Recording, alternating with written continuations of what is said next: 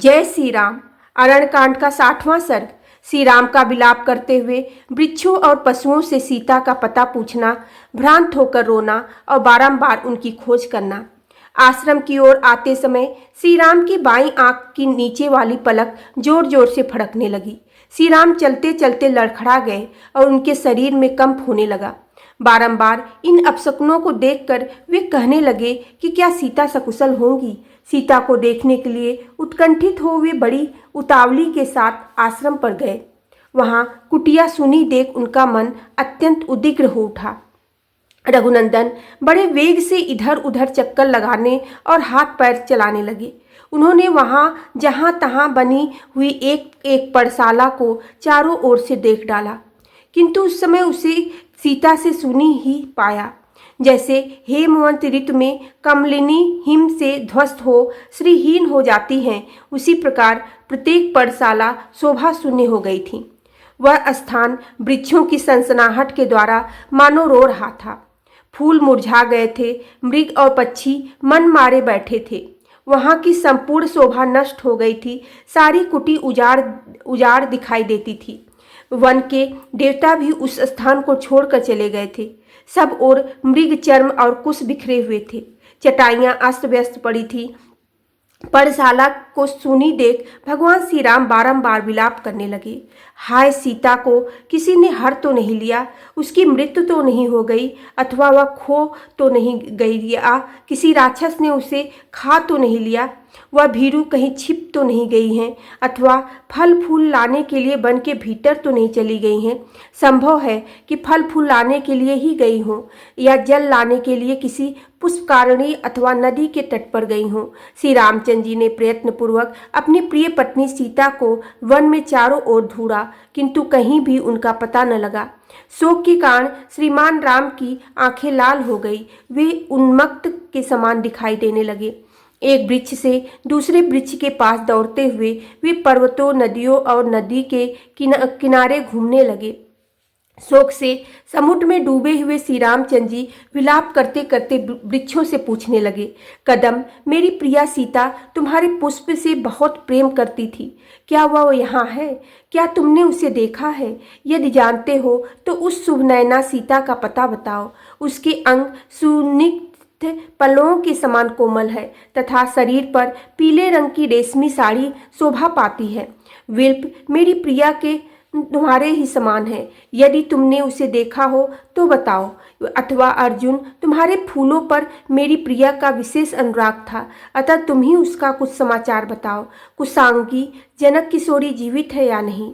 यह कुबकुब अपने ही समान उरु वाली मिथिलेश कुमारी को अवश्य जानता होगा, क्योंकि यह वनस्पति, लता, पल्लव तथा फूलों से संपन्न हो बड़ी शोभा पा रहा है। कुकुब, तुम सब वृक्षों में श्रेष्ठ हो, क्योंकि ये भ्रमर तुम्हारे समीप आकर अपने झंकारों द्वारा तुम्हारा यशोगान करते हैं। तुम ही सीता का पता बताओ। अहो, यह भी कोई उत्तर नहीं दे रहा है। यह तिलक वृक्ष अवश्य सीता के विषय में जानता होगा, क्योंकि मेरी प्रिया सीता को भी तिलक से प्रेम था। अशोक, तुम शोक दूर करने वाले हो। इधर मैं शोक से अपनी चेतना खो बैठा हूँ। मुझे मेरी प्रियतमा का दर्शन कराकर शीघ्र ही अपने जैसे नाम वाला बना दो। मुझे अशोक शोकहीन कर दो। ताल वृक्ष, तुम्हारे पके हुए फल के समान सीता को तुमने देखा हो तो बताओ। यदि मुझ पर तुम्हें दया आती हो तो उस सुंदरी के विषय में अवश्य कुछ कहो। जामुन, जाम्बुनद, सुवर्ण के समान कांति वाली मेरी प्रिया यदि तुम्हारी दृष्टि में पड़ी हो, यदि तुम उसके विषय में कुछ जानते हो तो निशंक होकर मुझे बताओ। कनेर, आज तो फूलों के लगने से तुम्हारी बड़ी शोभा हो रही है। अहो, मेरी प्रिया साध्वी सीता को तुम्हारे ये पुष्प बहुत पसंद थे। यदि तुमने उसे कहीं देखा हो तो मुझे कहो। इसी प्रकार आम, कदम, विशाल, साल, कटहल, कुरव, धव और अनार आदि वृक्षों को भी देखकर महायशस्वी श्री रामचंद्र जी उनके पास गए और वकुल, पुन्नाग, चंदन तथा केवड़े आदि के वृक्षों से भी पूछते फिरे। उस समय वे वन में पागल की तरह इधर उधर भटकते दिखाई देते थे। अपने सामने हरिण को देखकर वे बोले, मृग अथवा तुम ही बताओ, मृगनयनी मैथिली को जानते हो, मेरी प्रिया की दृष्टि भी तुम हिरणियों की सी है, अतः संभव है वह हिरणियों के साथ हो। श्रेष्ठ गजराज, तुम्हारी सूंड के समान ही जिसके दोनों उरु है उस सीता को संभवतः तुमने देखा होगा। मालूम होता है तुम्हें उसका पता विदित है, अतः बताओ वह कहाँ है। व्याघ्र, यदि तुमने मेरी प्रिया चंद्रमुखी मैथिली को देखा हो तो निस्संक होकर बता दो, मुझसे तुम्हें कोई भय नहीं होगा। इतने में ही उनको भ्रम हुआ कि सीता उधर भाग कर छिप रही हैं। तब वे बोले, प्रिय, क्यों भागी जा रही हो? कमल लोचने, निश्चय ही मैंने तुम्हें देख लिया है। तुम वृक्षों की ओट में अपने आप को छिपा कर मुझसे बात क्यों नहीं करती हो? वरारोहे, ठहरो ठहरो, क्या तुम्हें मुझ पर दया नहीं आती? अधिक हास परिहास करने का तुम्हारा स्वभाव तो नहीं था, फिर किस लिए मेरी उपेक्षा करती हो? सुंदरी, पीली रेशमी साड़ी से ही तुम कहाँ हो यह सूचना मिल जाती है।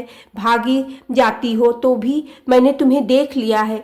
यदि मेरे प्रति स्नेह और सौहार्द हो तो खड़ी हो जाओ। फिर भ्रम दूर होने पर बोले, अथवा निश्चय ही वह नहीं है। उस मनोहर मुस्कान वाली सीता को राक्षसों ने मार डाला, अन्यथा इस तरह संकट में पड़े हुए कि मेरी वह कदापि उपेक्षा नहीं कर सकती थी। स्पष्ट जान पड़ता है कि मांसभक्षी राक्षसों ने मुझसे बिछड़ी हुई मेरी भोली भाली प्रिया मैथिली को उसके सारे अंग बांट कर खा लिया है।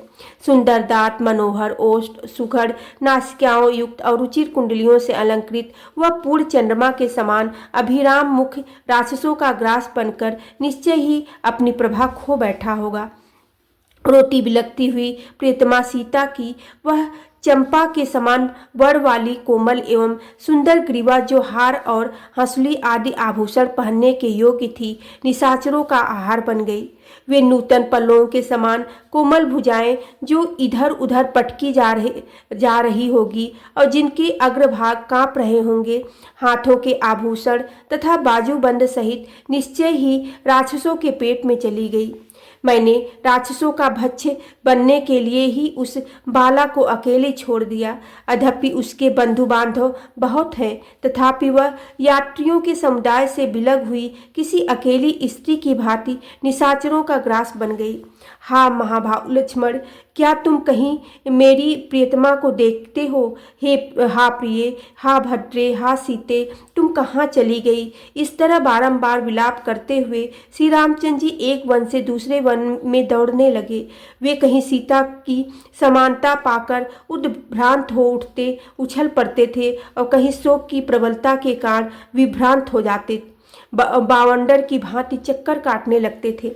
अपनी प्रियतमा की खोज करते हुए वे कभी कभी पागलों की सी चेष्टा करने लगते थे। उन्होंने बड़ी दौड़ धूप करके कहीं भी विश्राम न करते हुए वनों, नदियों, पर्वतों, पहाड़ी झरनों और विभिन्न कनानों में घूम घूम कर अन्वेषण किया। उस समय मिथिलेश कुमारी को ढूंढने के लिए वे उस विशाल एवं विस्तृत वन में गए और सब में चक्कर लगाकर थक गए तो भी निराश नहीं हुए। उन्होंने पुनः अपनी प्रियतमा के अनुसंधान के लिए बड़ा भारी परिश्रम किया। बोलो सियावेरे रामचंद्र की जय, पवन सुत हनुमान की जय।